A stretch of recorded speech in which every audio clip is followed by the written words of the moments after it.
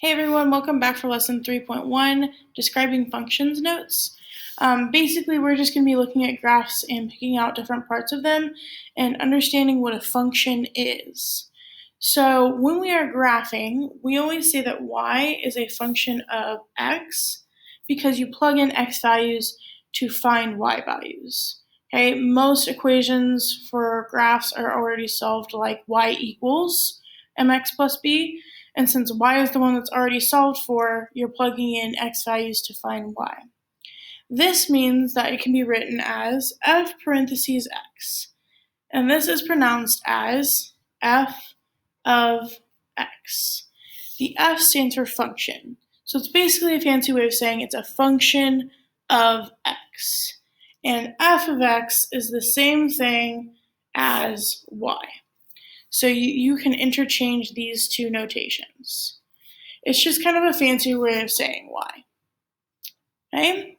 So what we're going to do is each graph down here, we're going to identify the things that are listed on the left. Okay? And over here on the left side of the top row, I have a few notes to help you remember how to do each one. So for example, this would read as f of 2 equals negative 4. That means the function of 2, so that's your x, equals negative 4, so that's your y. So the 2 would be the number you were plugging in, negative 4 is your answer.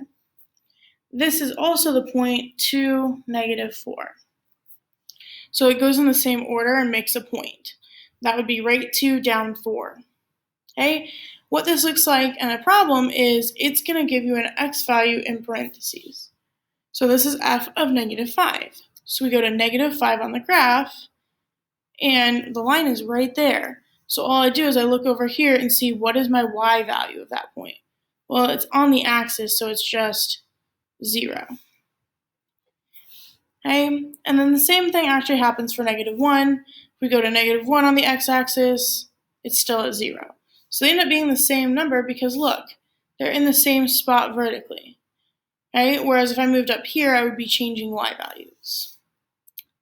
Then there's increasing and decreasing. Increasing is when the graph is tilted up as it goes from left to right. And to list this, we're going to use the x values. Think of increasing and decreasing like a number line from last unit.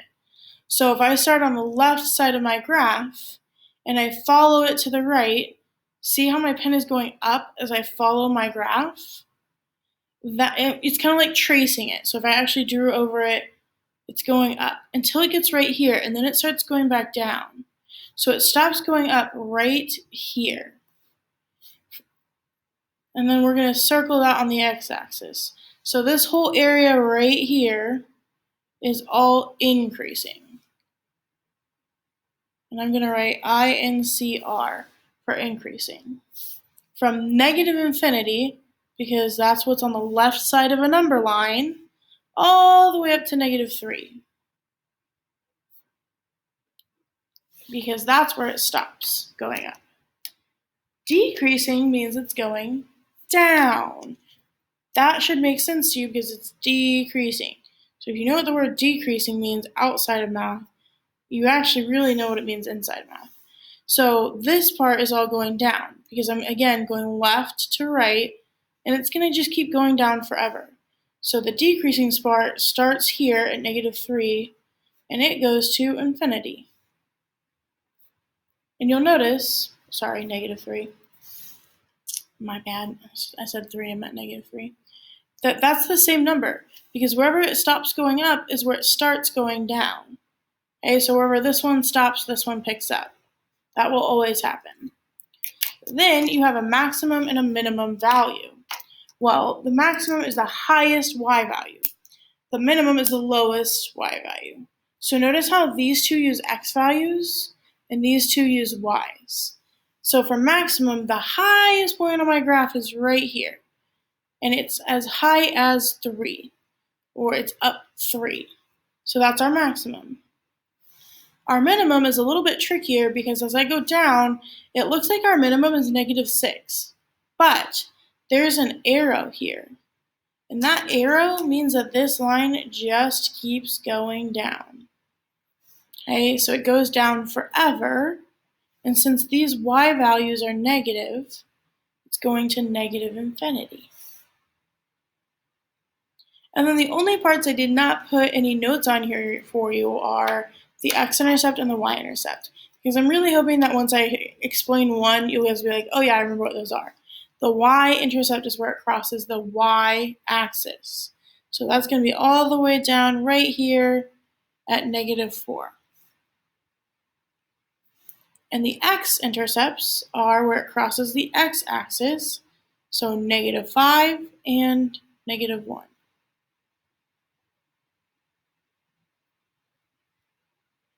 All right, let's do another graph. So this time I'm not going to be explaining each piece as much individually, so that might actually help it make sense. Sometimes when I go too slow, I know it's kind of hard. So we're going to go find the y values for these 2 points. That's an x or a y. X is 6, so we're going to go all the way over to 6. Notice how I'm not going to this 6, I'm going to this 6, because it's an x, so side to side. And then I look up, and here's my point, it's at 1. And then I go to -2, which is left 2. And I look down, 1, 2, 3, 4. So that's -4. All right, and then we got to do our increasing, decreasing part. So I start on the left side of my line, and I'm going to trace it as it goes to the right. And look, it never stops going up, guys. It's going up literally this entire time. So this graph is always increasing. There's nowhere where it turns around and starts decreasing. So since this one's always going up from -infinity all the way to infinity, the whole number line, there we have it. And this one never goes down, so guess what you get to do? Cross it out. But I actually need you to draw the cross out so that I know you didn't just skip that part, but that you knew that there was no decreasing parts. Now let's talk about our maximum. That's the highest value. So it looks like it's about 2, but again, that's an arrow, meaning that this line really keeps going. We used to run out of room on our paper to show that. So the maximum goes all the way up, and the upwards direction is positive, so that's positive infinity. The minimum, it's going down forever too, but these numbers are negative, so that's negative infinity. And then the y-intercept is on the y-axis, right here, -3.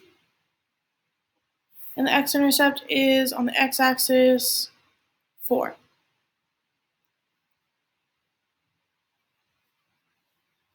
All right, new problem. Last one of the graphs. So on this one, x is still 6. I left the same problems.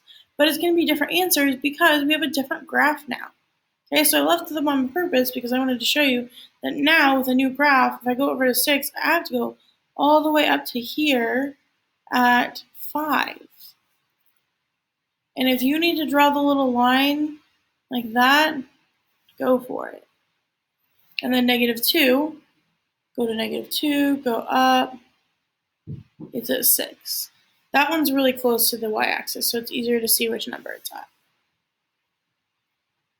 All right, now let's talk about increasing, decreasing. So if I start on the left side of my graph and I trace it out, it is going down all the way until I get to here.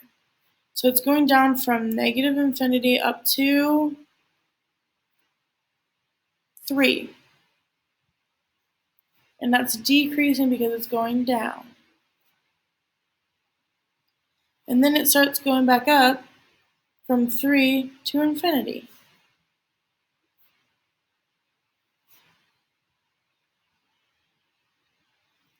All right, maximum value, the highest point on this graph is this arrow right here. That's an arrow saying that it keeps going up and up and up to infinity.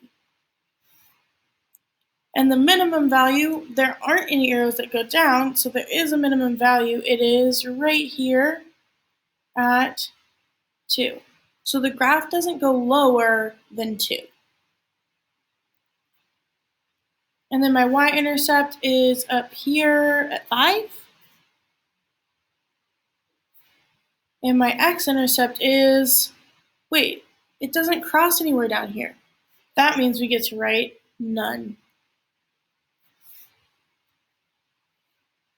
Okay, that's the first half of the notes about describing functions. Now, the second part is way easier, but I'm going to start with something that's very similar to what you guys just did, and that is if I want to go find f of 4.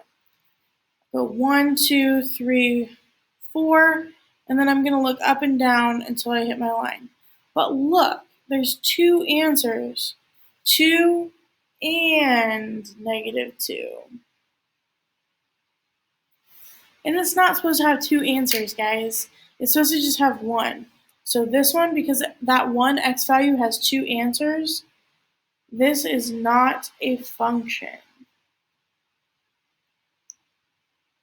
And I'm going to go ahead and put 2 answers in parentheses so that you know that that's why I'm saying it. But then I'm going to come over here and explain a little bit more.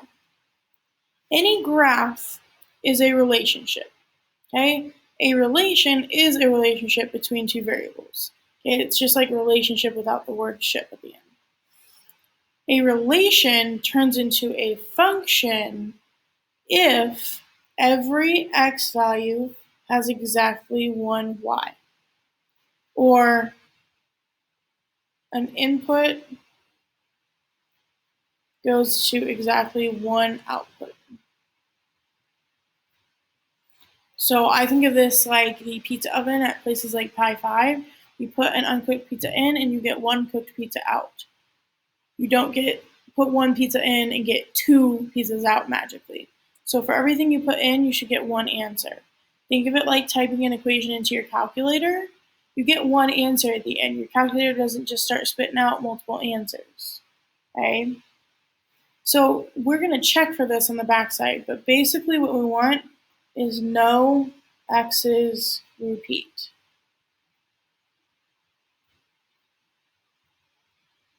So that's a function.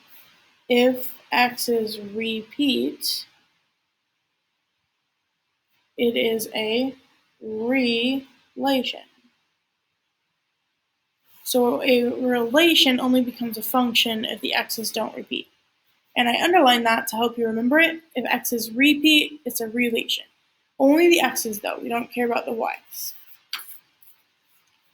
because x's are our inputs. So all we have to do is check our x's. Are any of these numbers the same? 3, -1, 0, 2, 3. Yes, they are the same. The 3's are on top and bottom. So that's a repeat, meaning it's a relation. On the next table, -4, -2, 1, 2, 5. None of those are the same, so it is a function. Now you'll notice that there are 2 numbers that are close, 2 and -2. That's okay. And then we have the last one, -5, -3, 0, 1, 2. All of those numbers are different, so it is a function. And realize that you're just going off of the table, so there might be other values that repeat later, but if this is all we're given, we just have to go off of what we've got. On a graph, here's what it looks like when you check the x values. You go to any x value on the graph, so like I'm going to choose -1, 2, 3. Okay? And all you have to do is scan up and down.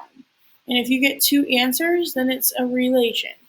So this one has 2 answers, meaning that x equals -3 would be on the table twice. It will be on the table at like 3 and at like -2. So that's a repeat.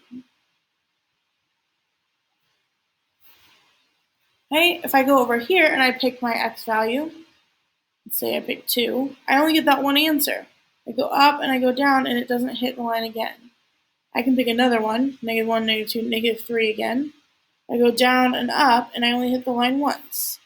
So each of these x values only has one answer. That's a function. And then the last one, if I pick a random x value like -2, it only crosses once. Same thing over here. crosses once. And even in the middle, crosses once. So all of these are fine, there's no repeats there. So on a graph, it's only if you can draw a vertical line and have it cross 2 times. And you can kind of use your pencil to scan it left to right like this, and see how right here it's crossing my pen twice? That's not okay, that's a relation. But over here, it just crosses once. And over here, it just crosses once. Okay? And then if you have ordered pairs, I'm going to underline all of the x values. That's the first part of the point. 5, 3, 2, 0, -1. None of those repeat, so it's a function. Because again, we only care about the x's. And then I'm going to do the same thing right here. -2, 0, 2, 3, 2. There's 2 2's on here. That's a repeat, so it's a relation. Okay, and then on the last one, -4, -3, -2, 1, -3. I said -3 twice, here and here. That's a relation. And if you think something is a relation, circle the 2 parts that you think cause it to be a relation. Okay, like this. Okay, and then the last 3 are not going to be on your assignment, but I'm going to go ahead and explain them.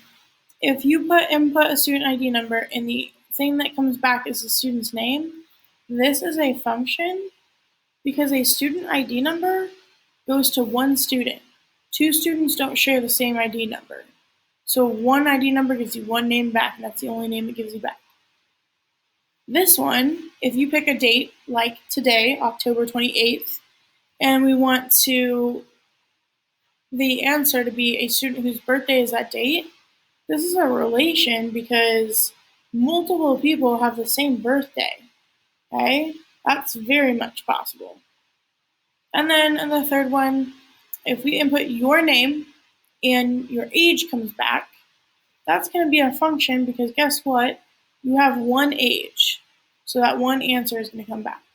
This one's a relation because there are multiple answers to students whose birthday is a particular day of the year.